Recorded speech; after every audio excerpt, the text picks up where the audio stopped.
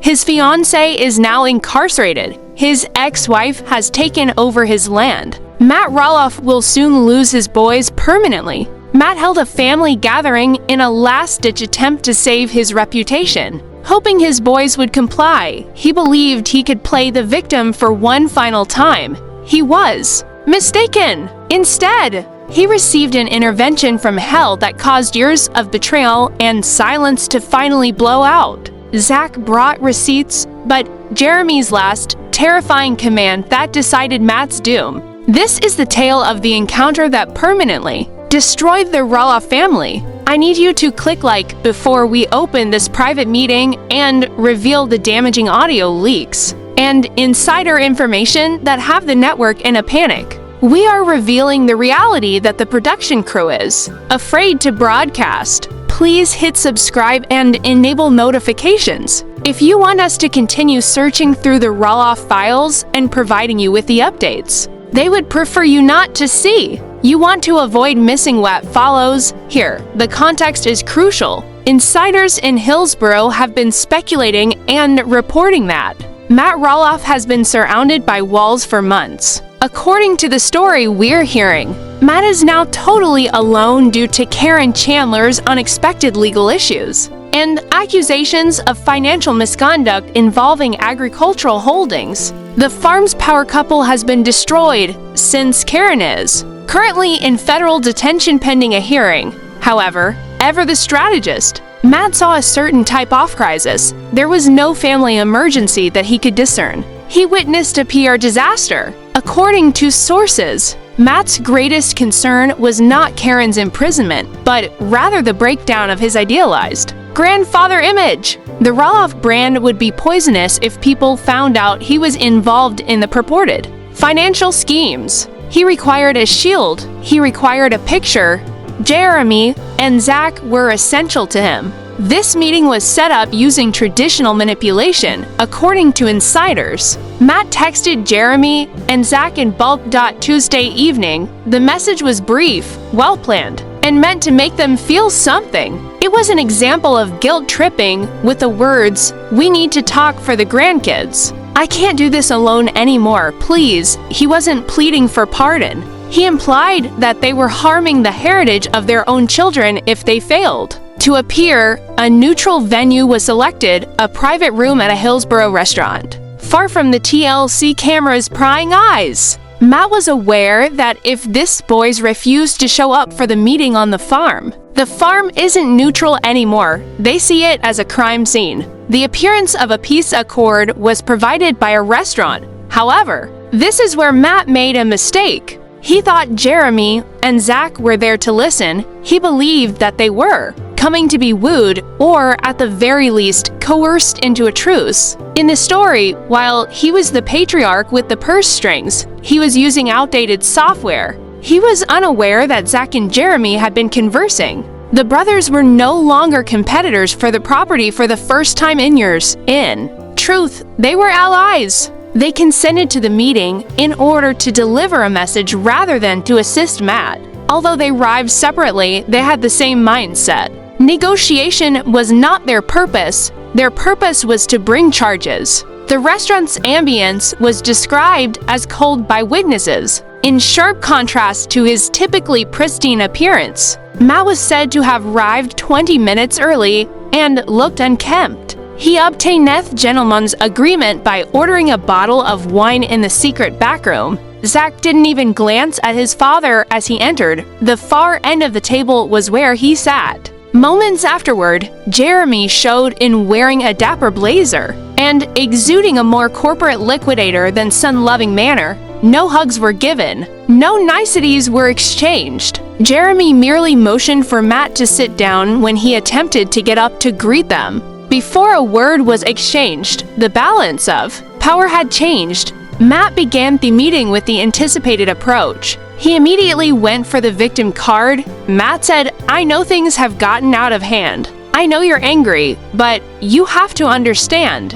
I've been under immense pressure. Caryn made some mistakes, but we can't let it destroy what I established. According to leaked details of the conversation, this is what I developed for you. I constructed this for Jackson Ember, and all of the grandchildren. You guys must stand with me. We must declare our mutual support in a joint declaration. This family will be torn apart by the internet if we don't. He hesitated. Awaiting the onset of sympathy, he waited for Jeremy to say something philosophic about forgiveness or for Zach to stammer. Rather, there was an uncomfortable 10 seconds of silence. Zach reached into his luggage after that. He did not take out a notebook or a phone. He produced a big file folder with color coding. Zach hadn't just slapped something together. It was a dossier, additionally, that Merrick was the man who contributed to its compilation. Yes, exactly, according to the argument Chris had been surreptitiously following the paper trail for months because of his real estate experience and his access to the inner workings of the farm through Amy. Zach forcefully dropped the folder onto the table. Matt flinched as the sound reverberated around the silent room. Zach was the first to speak, and his tone wasn't the quiet, tentative one we usually hear on the show. It was angry, clear, and crisp. He sliced correctly via Matt's introductory speech. Out of control? Do you think this is getting out of control, Dad? Do you believe there is a miscommunication here? This is not a dispute within the family. You are not the victim in this crime scene. The accomplice is you, Matt attempted to cut him off. Hold on, Zach, the complete story is unknown to you. Zach pointed to the folder and yelled, I know the story. The tale is right here with me. Chris located it. Mom is aware. Everyone is aware, Dad. We're done acting. We've finished the game. While Caryn robs the fortune blindly. You act like the bewildered old man. Zach pulled out the folder, a copy of a property deed, but not for the large house, was the first paper he passed over the table. It was a document pertaining to a piece of property that was next to the farm 2 years earlier. A deal had been secretly completed. Zach gestured at the queue of signatures. Dad, look at it, examine the date.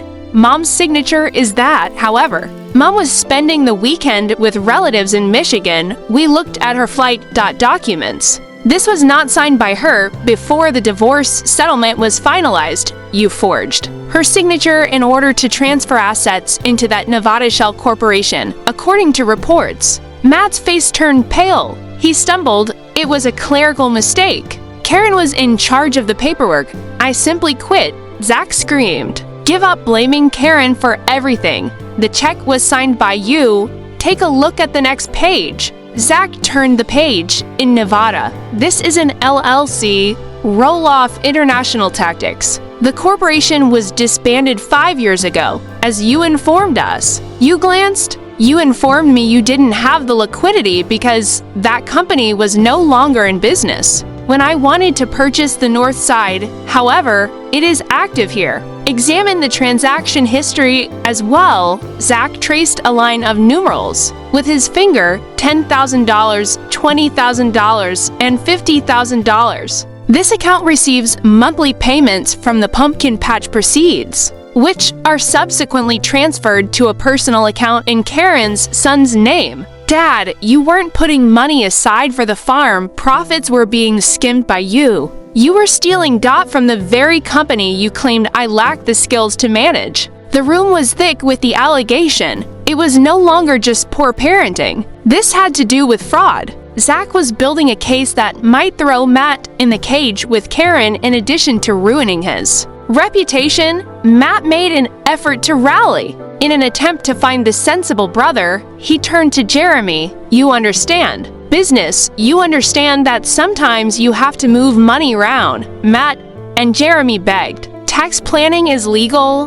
Dad, Jeremy said in a low, steady voice. Forging our mother's signature is a felony. I was doing this to save the farm from taxes, so there would be something left for you. Boys, Jeremy remained terrifyingly calm, not blinking, not looking at the papers, but staring directly into his father's eyes and not joining Zach's yelling. Embezzlement occurs when money from the pumpkin season is transferred into a covert account. Don't calling this a business strategy is an insult to my intelligence. Zach wasn't finished. So he took out a printed stack of screenshots, which were text messages. It's thought that Chris Morrick used his network to obtain data from an old work phone that had been thrown out in the farm office. A phone Matt believed had been erased. And let's talk about the barn, Zach said, his voice trembling with anger. Now, remember when the deal fell through? Do you recall telling everyone that I requested?